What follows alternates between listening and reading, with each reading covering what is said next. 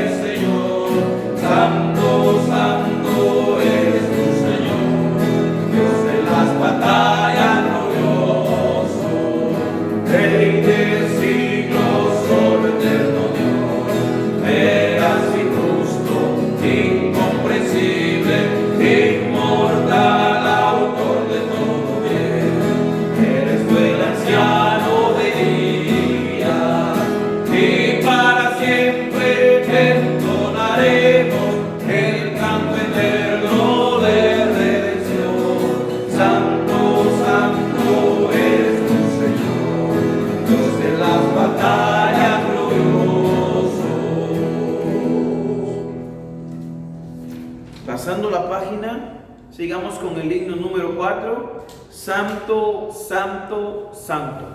Himno número 4, Santo, Santo, Santo. Con solemnidad cantemos este himno a nuestro Dios.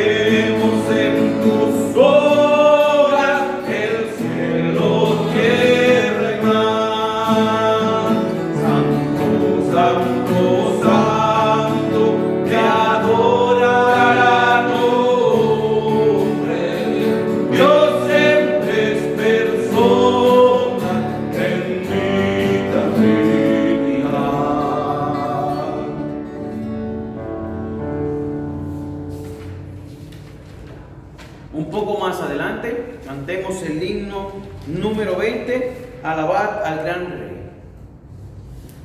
Con gozo cantemos el himno número 20, Alabad al gran Rey.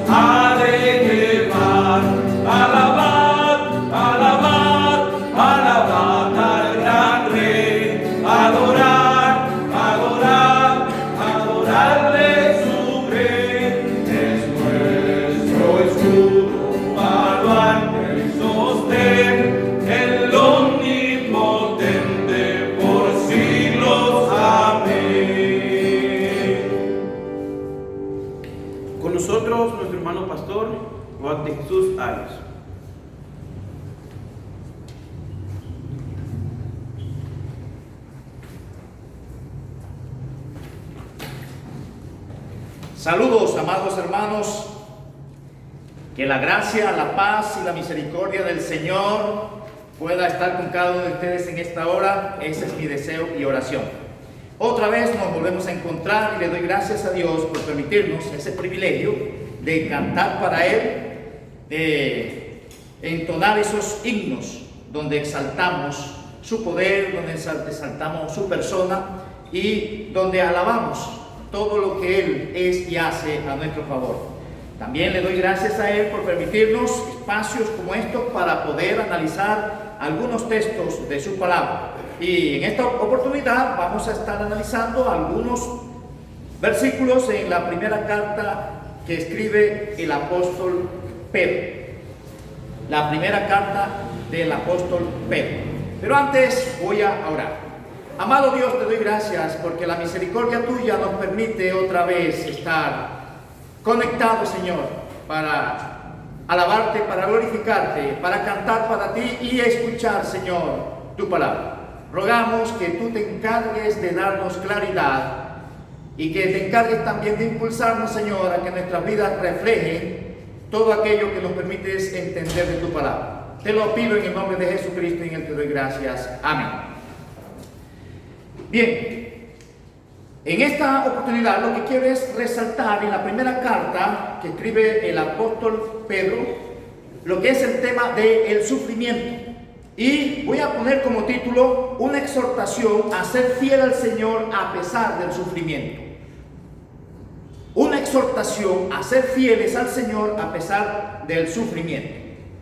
Y quiero primeramente contextualizar un poco la carta, lo que es su contenido y el trasfondo, de manera resumida, del trasfondo histórico y sociocultural de estas personas a quienes el apóstol Pedro se dirige.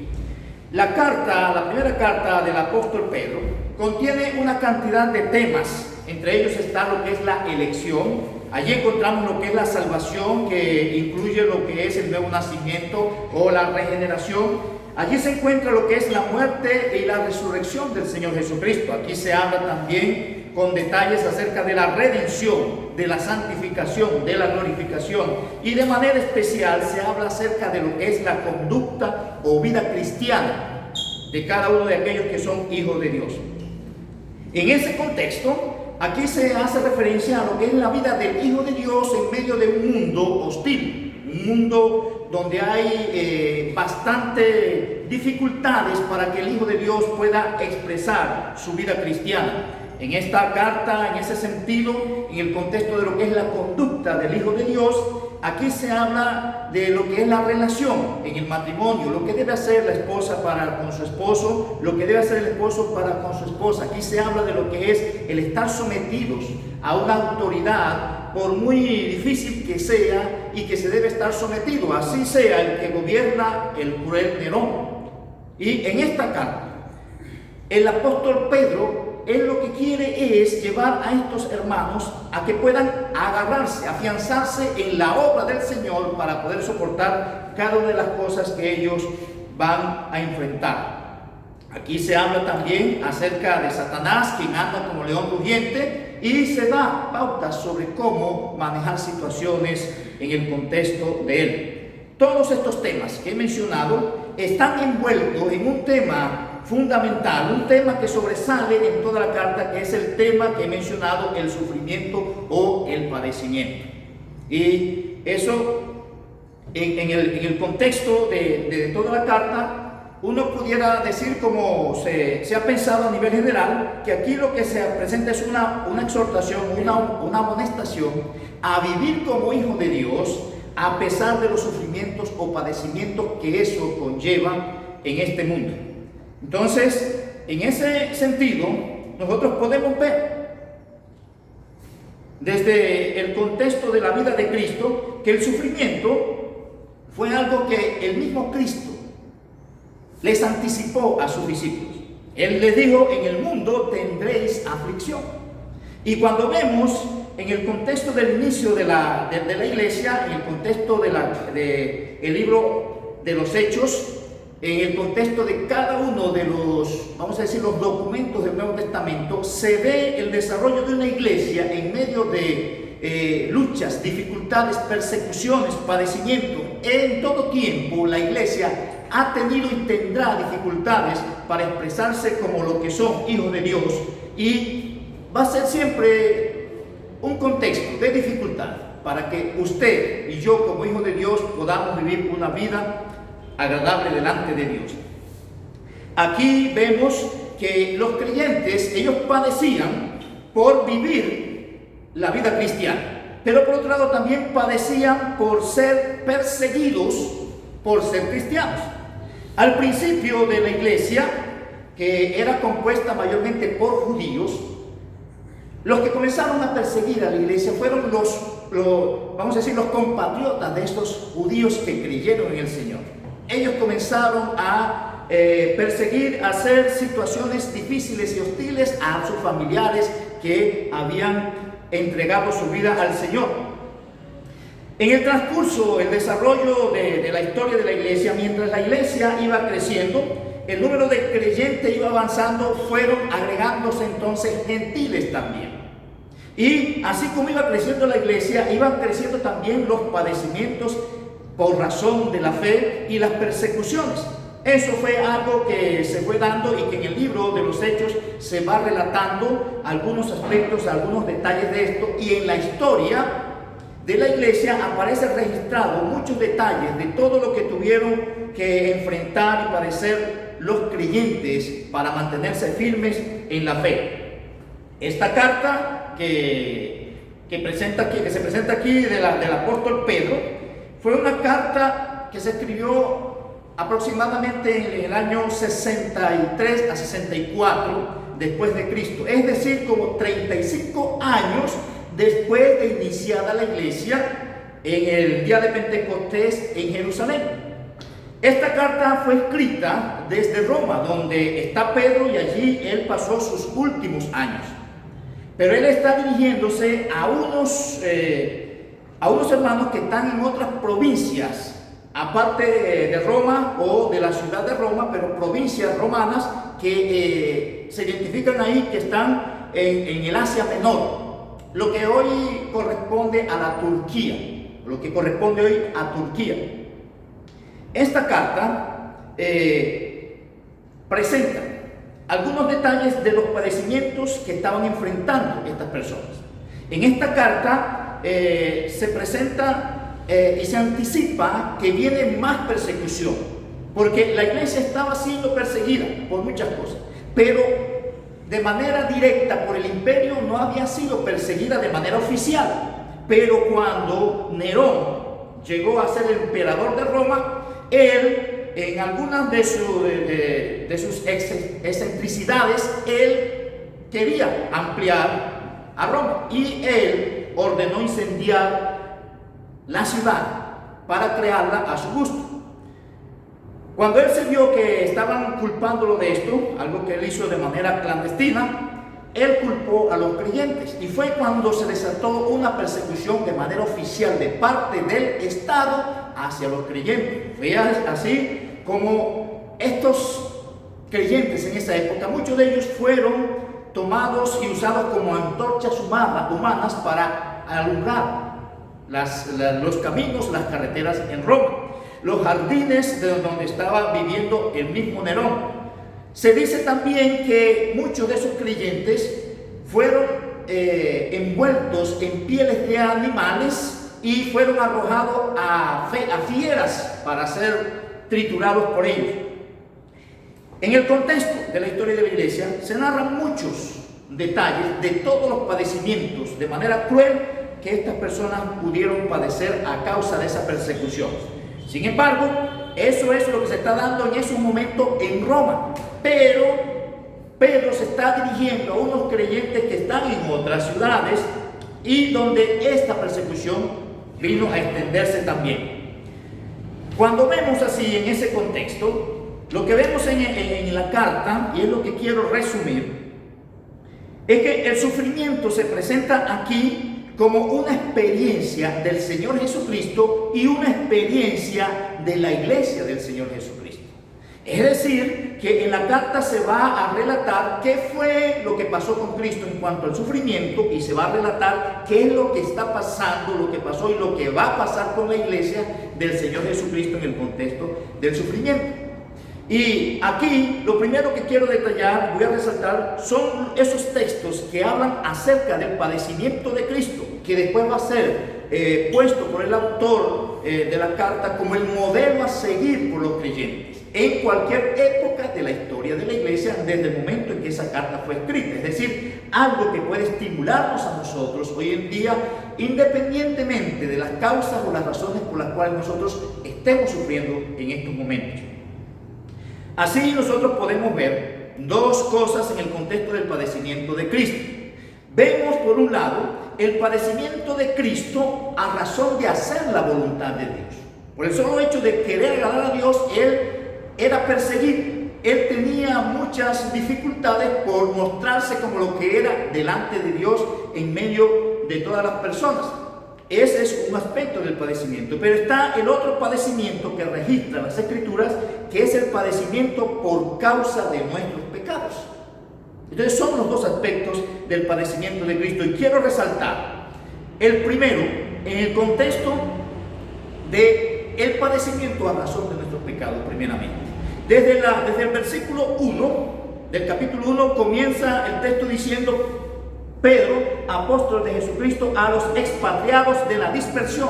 Expatriados de la dispersión. Esas dos palabras ya involucran sufrimiento, padecimiento, porque son personas que viven en un lugar donde no es su tierra natal, y cualquier persona que esté en una condición de esa tiene padecimiento. No vamos a ampliar con respecto a eso, pero desde ahí se habla de esta condición de estas personas, y va a hacer los detalles de lo que hizo Cristo al derramar su sangre. Entonces vemos en el versículo 2 que dicen que para ser rociados con la sangre de Jesucristo. Cuando se habla de sangre ya se habla de muerte. Entonces Cristo padeció la muerte para que nosotros fuésemos rociados con su sangre. En el versículo 19 del capítulo 1 se habla de la preciosa sangre de Cristo que fue derramada para cubrir nuestros pecados. En el capítulo 1, versículo 11, ahí se habla de que el Espíritu anuncia los padecimientos o los sufrimientos que venían por Cristo. Y habla, dice literalmente, el cual anunciaba de antemano los sufrimientos de Cristo, es decir, sufrimientos que están planificados. Para con nosotros no es diferente. Así como estuvieron planificados los sufrimientos de Cristo en la tierra, así están planificados los sufrimientos de cualquier creyente. Eso es un plan de Dios. Se habla también en el capítulo 2, versículo 24, quien llevó él mismo nuestros pecados en su cuerpo en el madero. Eso habla del sufrimiento de él por nuestros pecados. Y dice al final del versículo: y por cuya herida fuisteis sanados. Cuya herida. Después se dice en el capítulo 3, versículo 18: porque también Cristo padeció una sola vez por los pecados. Padeció. Y en el capítulo 4, el versículo 1 dice: porque puesto que Cristo ha padecido por nosotros en la carne. Ahí se enfatiza que Él ha padecido por nosotros en la carne. Quien ha padecido en la carne terminó con el pecado, pero el énfasis es que padeció por nuestros pecados. Pero en el otro contexto de la vida, de su vida en la tierra, por vivir conforme a la voluntad de Dios, Él tuvo sus sufrimientos. Y eso es lo que vemos ahí en el capítulo 2, versículos 4 y 5. Se dice que nosotros debemos acercarnos a Cristo, quien es la piedra viva, y aparece esta palabra después: desechada ciertamente por los hombres. Fue desechada. Eso es padecimiento en el contexto de su vida mientras estuvo en la tierra. En el capítulo 2, el versículo 21, se dice: pues para esto fuisteis llamados, porque también Cristo padeció por nosotros, dejándonos ejemplo. Y eso fue en el contexto de su vida diaria, porque después va a decir en el versículo 23, quien cuando le maldecían no respondía con maldición, entonces recibía maldición. No es raro que nosotros recibamos maldición en ese contexto tampoco. Después dice, cuando padecía no amenazaba. Y después, en el capítulo 4, el versículo 13 dice: sino gozaos por cuanto sois participantes de los padecimientos de Cristo, para que también en la revelación de su gloria os gocéis con gran alegría. Somos participantes de los padecimientos, y la idea es que nosotros podemos llegar a participar o a padecer lo que Él padeció haciendo la voluntad de Dios, porque vamos a ser semejantes a Él.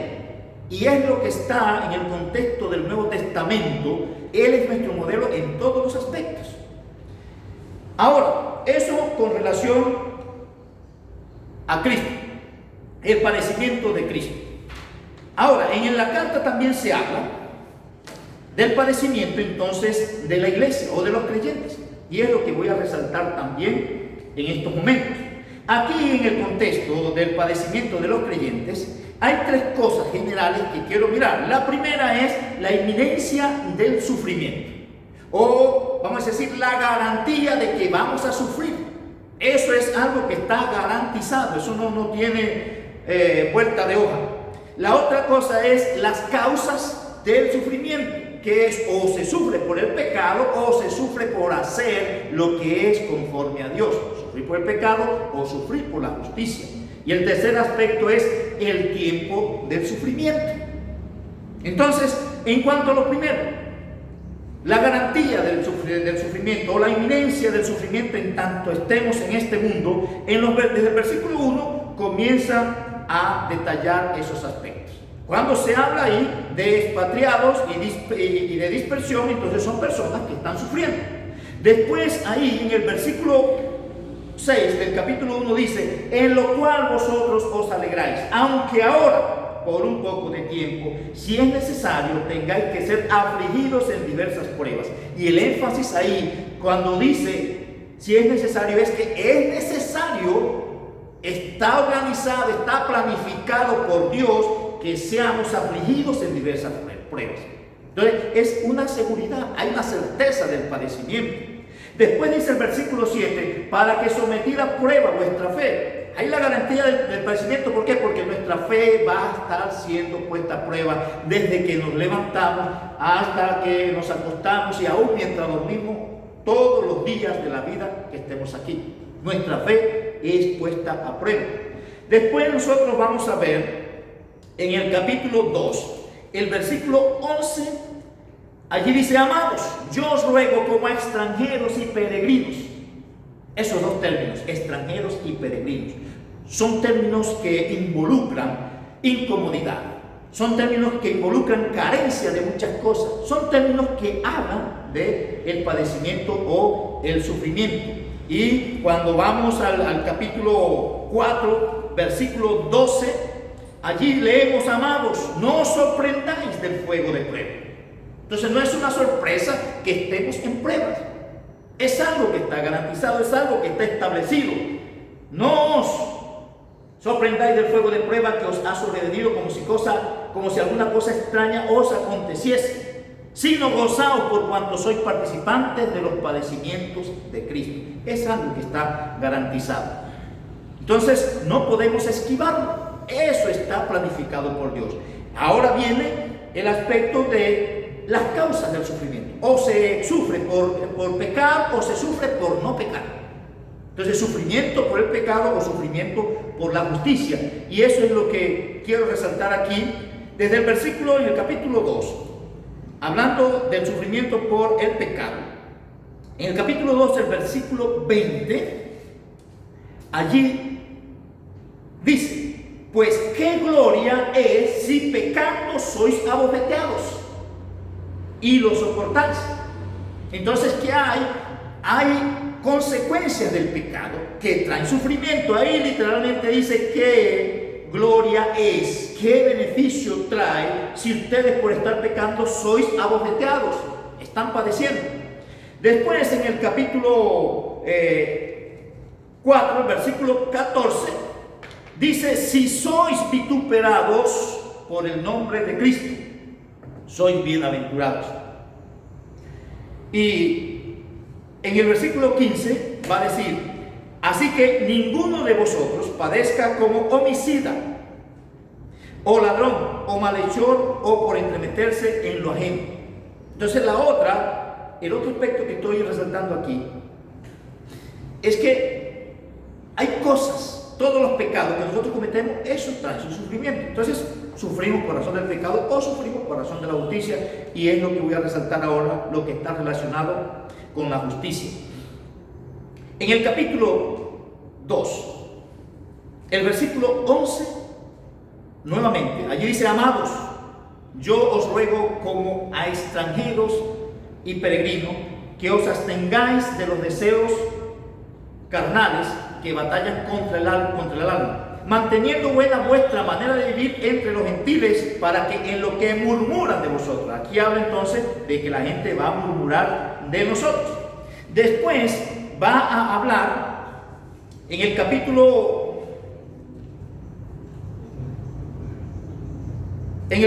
4,